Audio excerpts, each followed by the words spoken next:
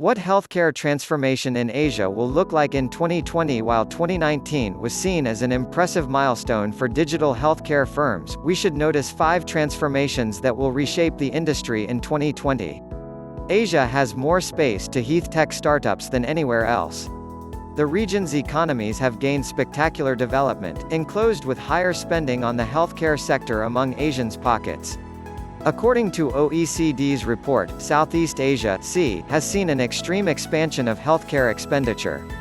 Except for Singapore, nations are predicted to spend more than 70% of the budget on healthcare system compared to the statistic from 2017.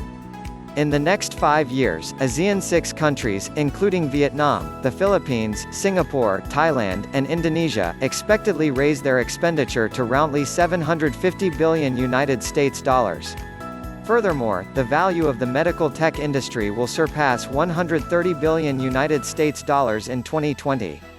It means that digital health and medicine will remain a hot topic in the next decade, in which electronic health records (EHR) are reported to grow by approximately 5% per year. This prediction comes up with the idea of beyond hospital to community, which is claimed to be the future of the health industry. In this kingdom, digital hospitals will be the king. In the dawn of a new decade, we expect remarkable change in the healthcare sector, including novel projects, investment flow, IPO, cybersecurity, and M&A. E-commerce giants join the digital health market. Undoubtedly, e-commerce firms could gain confidence in the race of health tech innovation. They own enormous customer data and purchasing behavior, which is valuable in building customer relationships for their next project. In 2019, Amazon revealed a minor part of its Amazon Care Plan, a virtual care platform. In pursuing its project, Amazon acquired a digital diagnostics platform Health Navigator and integrated it with JP Morgan Insurance. Amazon Care will predictably be launched as an Amazon Prime service at the end of 2020, serving over 105 million current subscribers of this brand. Asia currently holds powerful advantages in the forms of high population and rapid growth in the e-commerce industry. With a similar scenario, Asian e-commerce giants could create another version of Amazon serving in Asia. Typically, Alibaba and Lazada have a high incentive to invest in telehealth.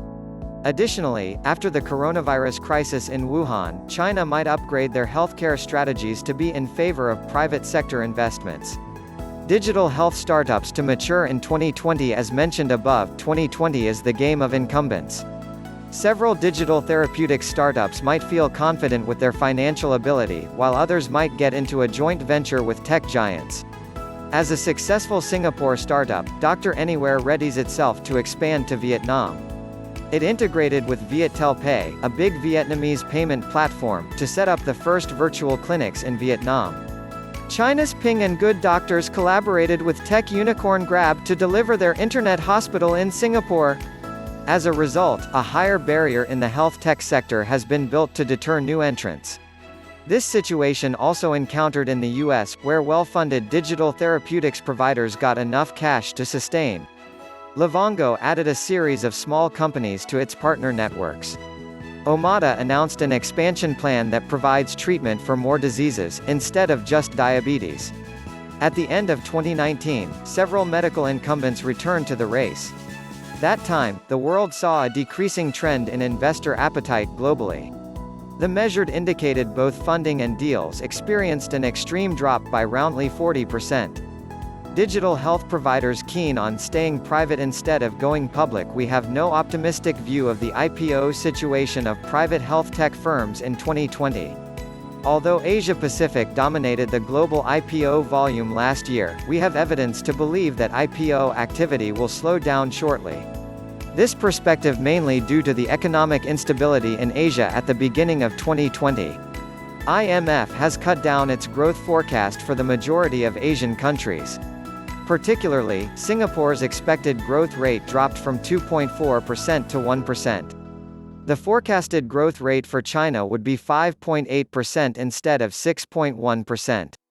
Reasons came from the political crisis between China and the US, or China and Hong Kong. The current situation would lead to a significant decrease in foreign investment in this area. In fact, the IPO activities in the Asia-Pacific fell by 12% in volume and 27% of the process in 2019, in comparison with that in 2018. IPO reports for Asia proposed the downtrend in the IPO's market from several nations, including Greater China, Japan, and Australia. The same situation had happened in C 2019, where both IPO deals and fundraising decreased by 8% and 55%, respectively. With the economic slumps predicted to continue in 2020, several health companies have the incentive to keep its business in private. Cybersecurity risks in healthcare. In fact, 2019 was seen many serious cyberattacks targeting healthcare firms. A data breach resulted in exposing health data of over 32 million people. Additionally, those attacks were worsened by the increasing trend of scales, frequencies, and money loss. Over 14,000 Singapore citizens' medical data from HIV registry has leaked to the Internet. Australian authorities announced the risk of roughly 100 breaches detected from January to June 2019. Healthcare leaders have more concern in ransomware attacks than any other threat. The risk for ransomware in Asia reported being 40% higher than the global average. Vietnam, Indonesia, and India remain with the highest encounter rates. In 2020, there will predictably be more hospital shutdowns with larger volumes and more disruptive because of ransomware. In fact, governments and authorities would invest a high effort in dealing with cyberattacks. Government funds expectedly address unchecked cybercriminals. Alternatively, they should enforce cybersecurity protocols supporting hospitals. M&A could be efficient strategies for health tech firms in 2020. M&A activities in the Asia-Pacific will expectedly follow the global increase trends in 2020. Instead of IPO, telehealth startups tend to choose M&A and joint ventures in terms of optimizing financial and operational performances.